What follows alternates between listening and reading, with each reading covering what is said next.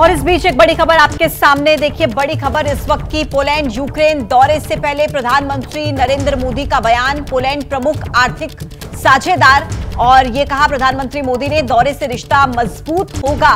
दरअसल 2 दिन के दौरे पर जा रहे हैं प्रधानमंत्री नरेंद्र मोदी और ऐसे में उससे पहले उनकी तरफ से ये बयान दिया गया।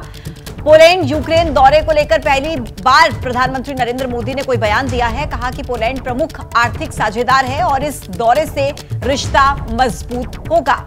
रूस यूक्रेन विवाद का शांति से हल हो, यह भी बयान प्रधानमंत्री मोदी की तरफ से दिया गया कि रूस यूक्रेन में जल्द ही शांति की उम्मीद है। तो इस दौरे से पहले प्रधानमंत्री नरेंद्र मोदी का बयान काफी अहम हो जाता है। पोलैंड को लेकर कहा कि वो प्रमुख आर्थिक साझेदार है और इससे रिश्ते और ज्यादा मजबूत होंगे जो ये दौरा होगा। इसके अलावा यूक्रेन और रूस विवाद को लेकर भी उन्होंने कहा कि शांति से इसका हल होना चाहिए, जल्द ही शांति की उम्मीद है। बिल्कुल, और ये बहुत इंपॉर्टेंट हो जाता है क्योंकि जिस तरीके से यूक्रेन जाने वालों की निगाहें पूरे विश्व भर के देशों में रहती है और जियोपॉलिटिकल लेवल पर हलचल हो जाती है जैसे ही कोई कंट्री विजिट करती है यूक्रेन। ऐसे में भारत की ओर से प्रधानमंत्री का जाना और पोलैंड दौरे के से पहले ये तमाम बातें अपने आप में बहुत बड़ा संदेश भी देती हैं।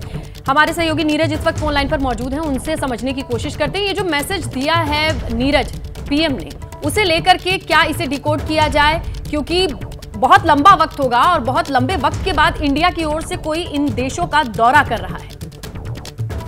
निश्चित रूप में प्रधानमंत्री नरेंद्र मोदी ने जो डिप्लोमेसी दिखाई है वो अपने आप में अद्भुत है, क्योंकि इनका 70 साल में कोई पहला प्रधानमंत्री जो पोलैंड दौरे पर जा रहा है। और यूक्रेन रशिया युद्ध के बीच उनका यूक्रेन जाना अपने आप में ये दिखाता है कि भारत अपनी जो डिप्लोमेसी है वो रूस और यूरोपियन यूनियन दोनों के साथ बराबर बनाए रखना चाहता है। और प्रधानमंत्री नरेंद्र मोदी पहले भी कह चुके हैं कि युद्ध किसी चीज का हल नहीं है, युद्ध से किसी को कुछ मिलने वाला नहीं, बल्कि युद्ध की जगह में आपस में संवाद करके चीजों को हल करना ही उचित होगा। और प्रधानमंत्री नरेंद्र मोदी का साफ मानना है कि यूक्रेन से भी वो इस विषय पे बात करेंगे कि कैसे रशिया के साथ इस युद्ध को समाप्त किया जाए। देखिए, उन्होंने अपने आज डिपार्चर मैसेज में भी ये बात कही है कि प्रेसिडेंट जेलेंस्की के साथ वो द्विपक्षीय वार्ता करेंगे, उनसे बात करेंगे और कहेंगे कि पीसफुल रिजोल्यूशन के लिए क्या किया जाए। तो ये अपने आप में भारत की दूरदर्शिता दिखाता है कि भारत इस देश पूरे विश्व में अपनी जो प्रेजेंस है उसको और नीरज इस विजिट के साथ ही जो बाकी कंट्रीज हैं जो दूर से इंडिया को देखते हैं वो कह रहे हैं कि रशिया की नाराजगी सामने आ सकती है। देखिए, प्रधानमंत्री नरेंद्र मोदी का थोड़े दिन पहले ही रशिया दौरा हुआ था। उन्होंने रशिया के राष्ट्रपति के साथ भी समय बिताया था, वहां पे भी बात की थी। और अब ठीक थोड़े दिन बाद 2 महीने बाद ही वो यूक्रेन जा रहे हैं, पोलैंड जा रहे हैं। तो अगर उधर वाले भी यही सोचे कि हम उनके साथ हैं, इधर वाले भी उनके साथ हैं, तो कुल मिलाकर के ये जियोपॉलिटिकल लेवल पर दोनों ही कंट्री के बीच में विजिट के साथ एक अलग इमेज पोर्ट्रे करने की एक पहल होगी जिसकी तस्वीरें लगातार 2 दिन तक आएंगी। नीरज, शुक्रिया आपका तमाम जानकारी के लिए। और इसी बीच एक बड़ी खबर आपके सामने, ठाणे के बदलापुर में प्रदर्शन का मामला सामने आया है। बदलापुर प्रदर्शन को लेकर एफआईआर दर्ज हुई है और ये देखिए 300 लोगों के खिलाफ ये एफआईआर दर्ज की गई है। बड़ा अपडेट अब तक, पुलिस ने 40 से ज्यादा लोगों को गिरफ्तार कर लिया है। ठाणे में स्कूल की 2 बच्चियों के साथ जो यौन शोषण का मामला सामने आया उसको लेकर लगातार बदलापुर में प्रदर्शन की तस्वीरें सामने आ रही हैं, जिसको लेकर अब एफआईआर दर्ज की गई है। 300 लोगों के खिलाफ एफआईआर दर्ज हुई है, 40 से ज्यादा लोगों को पुलिस ने गिरफ्तार कर लिया है। लगातार प्रदर्शन की तस्वीरें सामने आ रही हैं और आज गिरफ्त में जो लोग आए हैं उनके कोर्ट में भी पेशी होनी है। बिल्कुल, तो देखिए कल जिस तरीके की तस्वीरें आई, रेलवे ट्रैक को घेरा गया, बड़ी संख्या में लोगों ने प्रदर्शन किया और प्रदर्शन थोड़ा उग्र, और उसकी जिस तरीके की तस्वीरें आई उससे तुरंत फौरी तौर पर तो कंट्रोल करने की कोशिश की गई, लेकिन आज बड़ी खबर यह है 40 लोगों की गिरफ्तारी, 300 लोगों पर एफआईआर दर्ज है। इस पूरे मामले पर सीसीटीवी फुटेज को खंगाला गया होगा। जिस तरीके के साक्ष्य और सबूत मिले हैं, ये ट्रैक को देखने के बाद पब्लिक प्रॉपर्टी, ट्रेनों को हिंडर करना, तमाम चीजें, इस प्रोटेस्ट में भाग लेने वाले, हिस्सा लेने वाले लोगों को धरपकड़ और पहचान की प्रक्रिया शुरू है। अपनी मांगों को लेकर आपको बताएं, 2 बच्चियों के यौन शोषण के विरोध में लोगों का गुस्सा बदलापुर में कुछ इस तरीके से फूट पड़ा था। और ये बड़ी खबर आपकी टीवी स्क्रीन पर, कोलकाता रेप मर्डर केस पर इस वक्त की बड़ी खबर। पूर्व प्रिंसिपल संदीप घोष से पूछताछ शुरू हो चुकी है। सूत्रों के हवाले से अपडेट मिल रहा है, सीबीआई दफ्तर में संदीप घोष से पूछताछ शुरू हो चुकी है। आज छठा दिन है पूछताछ का। पिछले 5 दिनों से पूछताछ चल रही है संदीप घोष से। 64 घंटे तक ये पूछताछ चली, लेकिन सीबीआई की तरफ से जो बताया गया, जो सामने आया, वो ये कि ज्यादा जांच में सहयोग नहीं दे रहा है संदीप घोष, सवालों के जवाब नहीं मिल पा रहे हैं। अब ऐसे में संदीप घोष पर गिरफ्तारी की तलवार भी लटक रही है। और आज सीबीआई की पूछताछ का छठा दिन। ज्यादा जानकारी के साथ मेरे सहयोगी वरुण हमारे साथ इस वक्त सीधे कनेक्ट है। वरुण, पिछले 5 दिन में संदीप घोष से कई घंटों की लंबी पूछताछ हुई, लेकिन सवालों के सही जवाब मिल नहीं पा रहे। आज छठा दिन, कितनी उम्मीद है कि आज उन सवालों के जवाब मिल पाएंगे या गिरफ्तारी की तलवार भी लटक सकती है संदीप घोष पर? जिस तरीके से पिछले 5 दिन से लगातार संदीप घोष से पूछताछ चल रही है, 64 घंटे की पूछताछ हो चुकी है। जिस तरीके से उनका कंडक्ट है, कल सुप्रीम कोर्ट ने भी कई सवाल जो थे वो पूछे। कुछ उसी तरीके के जो सवाल है वो संदीप घोष से पूछे जा रहे हैं, क्योंकि उनके कंडक्ट में ये बेहद हैरान करने वाला है कि इस तरह की वारदात के बाद पुलिस को इतनी लेट उन्होंने जानकारी दी थी। परिवार के सदस्यों को भी ये बात कही कि ये जो घटना है ये एक सुसाइड है। तो कहीं ना कहीं जो प्रिंसिपल का जो कंडक्ट है वो बेहद हैरान करने वाला है। तो कई जो सवाल है उनके बेहद कॉन्ट्राडिक्टरी आंसर है और सीबीआई उनसे सेटिस्फाइड नहीं है। तो ऐसे में आज छठे दिन की पूछताछ चल रही है, तो आप अंदाजा लगा सकते हैं कि सीबीआई बिल्कुल भी आश्वस्त नहीं है। जो वो जवाब दे रहे हैं उनसे संतुष्ट नहीं है। तो अब ये देखना होगा कि आगे क्या स्टैंड सीबीआई लेती है। क्या जिस तरीके से वहां पर जो एविडेंसेस थे, जो डिस्ट्रक्शन ऑफ एविडेंस थे, उनको लेकर किसी तरह का कुछ चार्ज लगाया जाता है या फिर कॉन्स्पिरेसी में उनकी भूमिका पाती है या क्लीन चिट मिलती है। अगर क्लीन चिट को लेकर सवाल करें तो अब छठे दिन की पूछताछ चल रही है, तो अपने आप में अंदाजा लगाया जा सकता है कि संदीप घोष किस तरीके से सीबीआई के रडार पर है। वरुण, आप इस खबर पर नजर बनाए रखिए। फिलहाल बहुत धन्यवाद आपका अपडेट्स देने के लिए। तो देखिए, कल भी 11 घंटे सीबीआई ने पूछताछ की थी संदीप घोष से और आज छठा दिन पूछताछ लगातार जारी है। और इस बीच एक बड़ी खबर आपके सामने, राहुल गांधी के कश्मीर दौरे पर यह बड़ा अपडेट मिल रहा है। राहुल गांधी के कार्यक्रम में बदलाव हुआ है। कश्मीर दौरे को लेकर आज शाम 5:30 बजे श्रीनगर पहुंचेंगे राहुल। देखिए, पहले खबर आई थी कि उनका दौरा पोस्टपोन हो गया, लेकिन अब कल सुबह श्रीनगर में पार्टी नेताओं से उनकी मुलाकात होगी और आज शाम को कश्मीर पहुंच जाएंगे। तो ये बड़ा अपडेट आपके सामने। राहुल गांधी के कार्यक्रम में फिर एक बार बदलाव हुआ। पहले से तय था कि आज उन्हें जम्मू कश्मीर के दौरे पर जाना है, लेकिन फिर ये पोस्टपोन हुआ कार्यक्रम। लेकिन अब खबर ये आ रही है कि आज शाम को 5:30 बजे तक राहुल गांधी कश्मीर पहुंच जाएंगे। बिल्कुल, अब किन प्रोटोकॉल और किन सिचुएशन को देख के ये फैसला लिया गया, ये सारी डिटेल्स आनी बाकी है। लेकिन फिलहाल बड़ी अपडेट, बड़ी जानकारी यही है कि पूरे एरिया को अब अलग तरीके से, अलग अपडेट के साथ आया। जैनेंद्र हमारे सहयोगी फोन लाइन पर मौजूद है। जैनेंद्र, किन किन सर्कमस्टांसेस में ये फैसला लिया गया, उसकी कुछ डिटेल्स आई हैं? देखिए, कांग्रेस सूत्रों का कहना है कि आज भारत बंद है SC/ST के कई सामाजिक संगठनों के द्वारा। इस बंद को प्रभावित नहीं करने के मद्देनजर राहुल गांधी का और खड़गे का जम्मू कश्मीर का जो दौरा है वो एक दिन के लिए टला है। अब राहुल और खड़गे आज शाम श्रीनगर पहुंचेंगे। पहले कल कश्मीर में कार्यकर्ता सम्मेलन को संबोधित करेंगे और फिर जो कार्यकर्ता सम्मेलन आज जम्मू में होना था उसे कल राहुल और खड़गे संबोधित करेंगे। हालांकि सूत्रों का ये कहना है कि पर्दे के पीछे 2 वजह और बताई जा रही है। जम्मू एयरपोर्ट पर कुछ तकनीकी कारणों से आज शाम राहुल जो है वो जम्मू से कश्मीर नहीं जा पा रहे थे हवाई मार्ग से, ये भी एक वजह मानी जा रही है। और साथ में नेशनल कॉन्फ्रेंस के साथ कांग्रेस की जो बातचीत चल रही है सीट बंटवारे को लेकर, वो क्योंकि अब तक अंतिम चरण में नहीं पहुंची है, बातचीत अभी भी चल रही है। ये भी वजह है कि राहुल के दौरे को एक दिन बिल्कुल थोड़ा सा टाइम बाई भी हो जाएगा और जो सिचुएशन है बाकी मुद्दों को लेकर के उसके साथ भी फोकस रहेगा। तो ये वजह है जिस वजह से शेड्यूल बार बार रीशेड्यूल किया जा रहा है। शुक्रिया जैनेंद्र तमाम जानकारी के लिए। SC/ST आरक्षण को लेकर सुप्रीम कोर्ट की सलाह के विरोध में दलित संगठनों ने बुलाया भारत बंद। बिहार में RJP, LJP, झारखंड में JMM, यूपी में BSP का बंद को समर्थन। बिहार के जहानाबाद में सुबह से दिखने लगा है भारत बंद का असर। लोगों ने हाईवे पर जाम लगाया। सिपाही की परीक्षा देने जा रहे छात्र जाम की वजह से हुए परेशान। जहानाबाद में बंद के दौरान पुलिस और बंद समर्थकों के बीच भिड़ंत हुई। समर्थकों ने पुलिस के साथ धक्का मुक्की की। 5 बंद समर्थक गिरफ्तार। बिहार के सहरसा में भी दिखा बंद का असर, सड़क पर उतरे भीमसेना के कार्यकर्ता, केंद्र के खिलाफ नारेबाजी की। भारत बंद को देखते हुए राजस्थान, जयपुर, दौसा, सवाई माधोपुर, डीग, भरतपुर जिले के स्कूल कॉलेजेस में छुट्टी। भरतपुर में शाम 6 बजे तक इंटरनेट बंद। राजस्थान के बांसवाड़ा में भारत बंद का विरोध, आदिवासी आरक्षण मंच, अंबेडकर वेलफेयर सोसाइटी, वाल्मीकि सेवा संस्थान के लोगों ने जबरदस्ती करने वालों पर सख्त एक्शन की मांग की।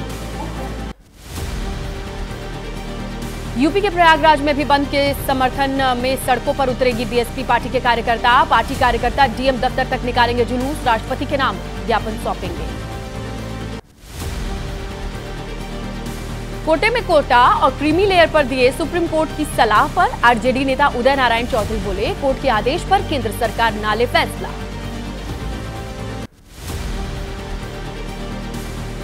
केंद्रीय मंत्री जीतन राम मांझी की पार्टी हिंदुस्तानी आवाम मोर्चा भारत बंद में नहीं होगी शामिल। कहा, हम 18 जाति के लोग अलग हैं जो हाशिए पर हैं।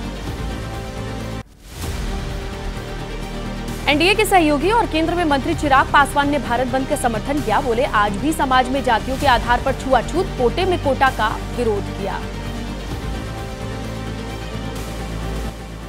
9 सेकंड न्यूज में बात कर लेते हैं महाराष्ट्र के बदलापुर की, जहां बच्चियों से यौन उत्पीड़न के विरोध में पूरा शहर उबल रहा है।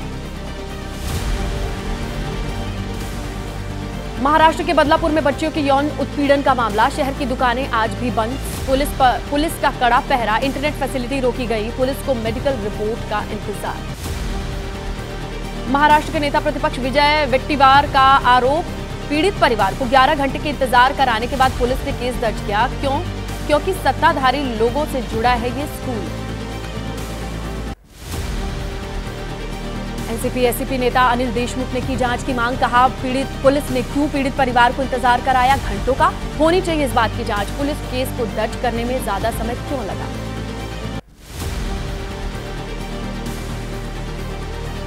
महाराष्ट्र सरकार की मंत्री अदिति तटकरे ने न्याय का भरोसा दिलाया। कहा, कड़ी से कड़ी सजा मिलेगी, सरकार ने कार्रवाई करने में कोई लापरवाही नहीं बरती। उद्धव ठाकरे ने की आरोपियों के खिलाफ कड़ी कार्रवाई की मांग। कहा, हम शक्ति विधेयक पारित कराने जा रहे थे, लेकिन हमारी सरकार गिरा दी गई। अब सत्ता में मौजूद लोग पारित करें विधेयक। 9 सेकंड न्यूज में चलिए बात कर लेते हैं कोलकाता रेप और हत्याकांड से जुड़े updates. Kolkata rape murder case में आज आरोपी संजय रॉय का पॉलीग्राफी टेस्ट करा सकती है सीबीआई। सीबीआई सूत्रों के हवाले से खबर, पहले आरोपी को हस्ताक्षर के लिए ले जाया जाएगा कोर्ट।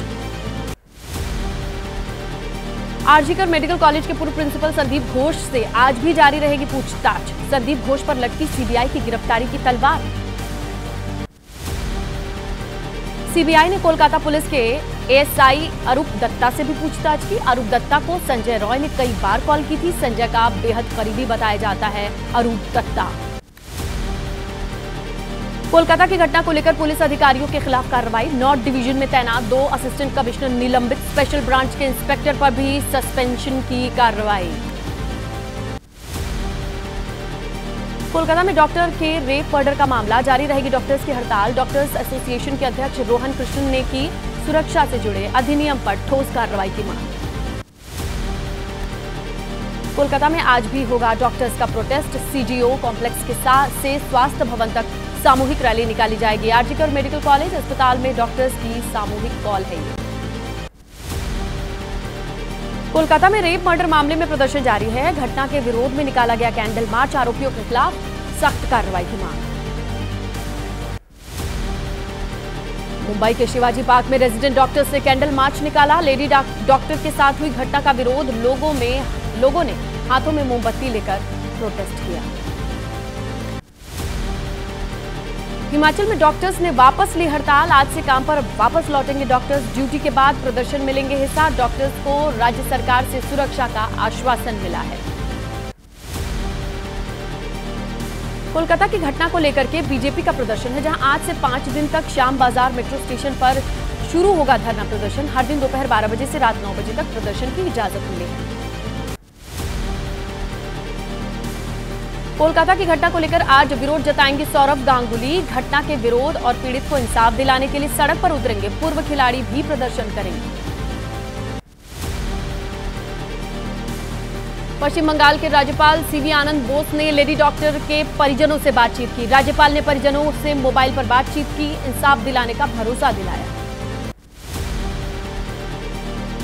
डॉक्टर्स की हड़ताल की वजह से दिल्ली एम्स में ओपीडी सेवाओं पर असर है। एम्स अस्पताल में ओपीडी में 65% की कमी है। एडमिशन में 50, लैब सर्विसेज में 20% की कमी, ओटी केस में 85% कमी देखी गई।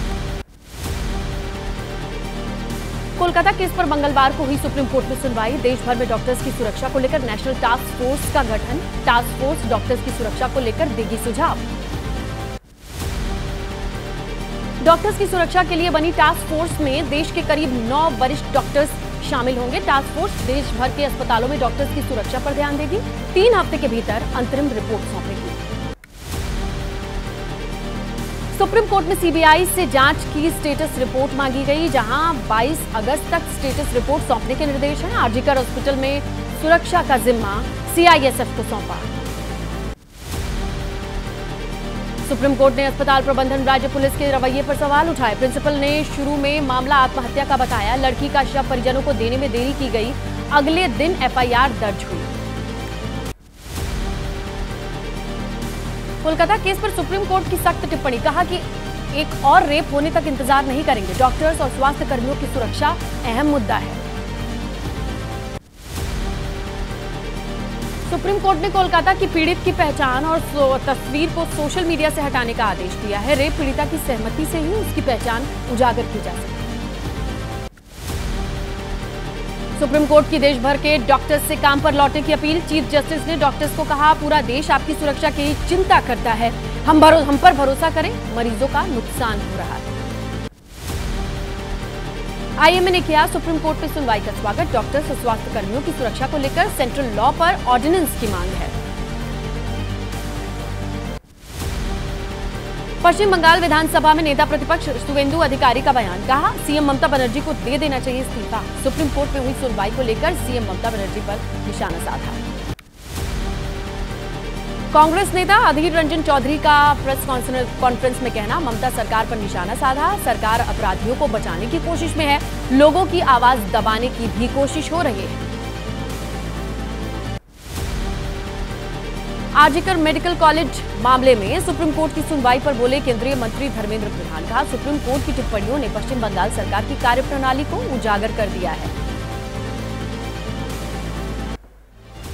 और पीएम मोदी आज से पोलैंड दौरे पर रहेंगे। इससे जुड़ी जो अपडेट्स हैं वो भी देख लेते हैं 9 सेकंड न्यूज में। प्रधानमंत्री मोदी का पोलैंड और यूक्रेन दौरा, 2 दिन के पोलैंड दौरे पर रहेंगे प्रधानमंत्री। पोलैंड के बाद यूक्रेन के दौरे के लिए रवाना होंगे पीएम मोदी। पोलैंड में होने वाले भारतीयों को पीएम मोदी का इंतजार है। लॉर्ड्स में रहने वाले इंडियंस ने कहा, प्रधानमंत्री मोदी का दिल से स्वागत, हम हमेशा चाहते थे कि पीएम पोलैंड आए। 45 साल में किसी भारतीय प्रधानमंत्री का यह पहला पोलैंड दौरा है। पोलैंड के राष्ट्रपति और प्रधानमंत्री के साथ द्विपक्षीय बातचीत होगी। भारतीय समुदाय को भी पीएम संबोधित करेंगे। पोलैंड से यूक्रेन के लिए रवाना होंगे पीएम मोदी। 1992 में यूक्रेन से राजनयिक संबंध स्थापित होने के बाद किसी भारतीय प्रधानमंत्री की पहली यात्रा है। कई अहम मुद्दों पर चर्चा होनी है। 23 अगस्त को यूक्रेन की यात्रा पर जाएंगे पीएम मोदी। पोलैंड की राजधानी वॉर्सा से यूक्रेन की राजधानी कीव ट्रेन से जाएंगे। लग्जरी ट्रेन से यात्रा में लगेगा 10 घंटे का समय। रूस के हमले के बाद से कीव में फ्लाइट सर्विसेज बंद है। एयरपोर्ट बंद होने और सड़कों पर जोखिम होने से यूक्रेन में आने जाने का सबसे सुरक्षित जरिया है ट्रेन। 9 सेकंड न्यूज में जम्मू कश्मीर हरियाणा विधानसभा चुनाव की क्या अपडेट है, चलिए देख लेते हैं।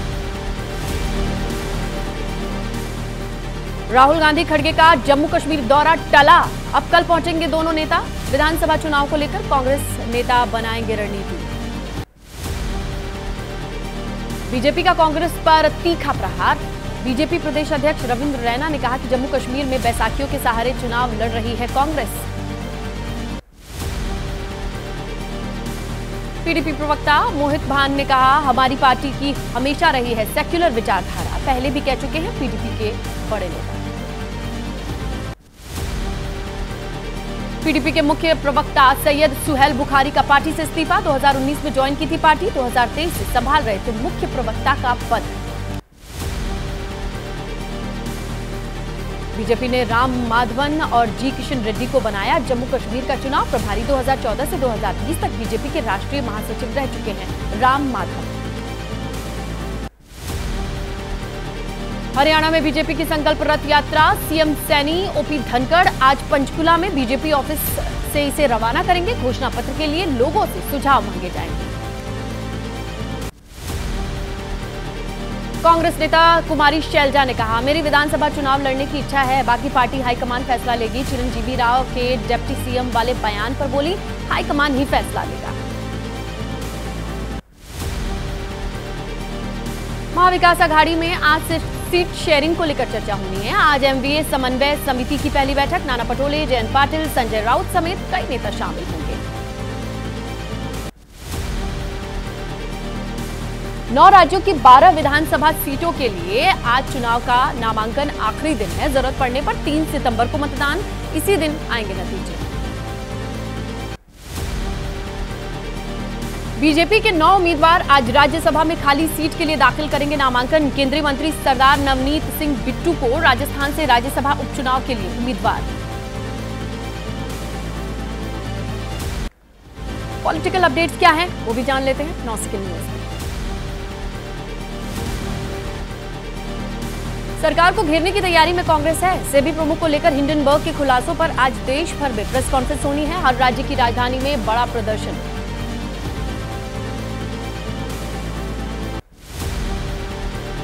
कांग्रेस अध्यक्ष मल्लिकार्जुन खड़गे ने बीजेपी पर विवादित बयान दिया। कहा कि बीजेपी विष है, इसे निकालकर फेंकने की जरूरत है। महाराष्ट्र को महाराष्ट्र के लोग चलाएंगे, दिल्ली में बैठे मोदी नहीं।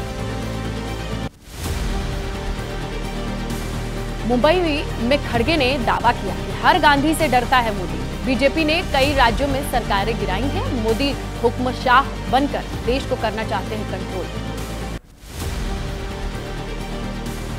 उद्धव ठाकरे ने कहा, अविभाजित शिवसेना और कांग्रेस धुर विरोधी थी, लेकिन बाल ठाकरे ने लगातार आलोचना की, लेकिन केंद्रीय एजेंसियों ने कभी भी परेशान नहीं किया। राज्यपाल का अपमान करने के बीजेपी के आरोपों पर सीएम सिद्धारमैया ने कहा, क्या सवाल उठाना अपमान है? 2 पूर्व मंत्रियों के खिलाफ शिकायत, क्यों नहीं की गई कार्रवाई की इजाजत वाली बात। रांची में सीएम सोरेन को मिले 4 विधायक। बीजेपी में शामिल होने वालों में इन्हीं का लिया जा रहा था नाम। झारखंड पहुंचे पूर्व सीएम और जेएमएम नेता चंपई सोरेन। जेएमएम प्रवक्ता मनोज पांडे बोले, सरकार को अस्थिर करने की बीजेपी की साजिश नाकाम हुई है। बीजेपी का सारा ऑपरेशन ध्वस्त हुआ है। चंपई के बयान से साफ है कि वो कहीं नहीं जा रहे। बीजेपी नेता अर्जुन मुंडा ने आरोपों का खंडन किया। कहा कि हेमंत सोरेन ने जेल से बाहर आते ही चंपई को हटाया। पार्टी नेताओं ने किया था सीएम पद के लिए चंपई का चुनाव। केंद्रीय मंत्री चिराग पासवान ने भी चंपई सोरेन को लेकर बयान दिया। कोई व्यक्ति किसी भी पार्टी में अपमानित होकर नहीं रह सकता। अगर वो एनडीए गठबंधन में आते हैं तो अच्छी बात है। आज गैरसैंण में शुरू होगा उत्तराखंड विधानसभा का सत्र। विपक्ष के साथ आंदोलनकारी भी अपनी मांगों को लेकर तैयार है। भू कानून, गैरसैंण को स्थायी राजधानी बनाने सहित कई मांगे सामने आई।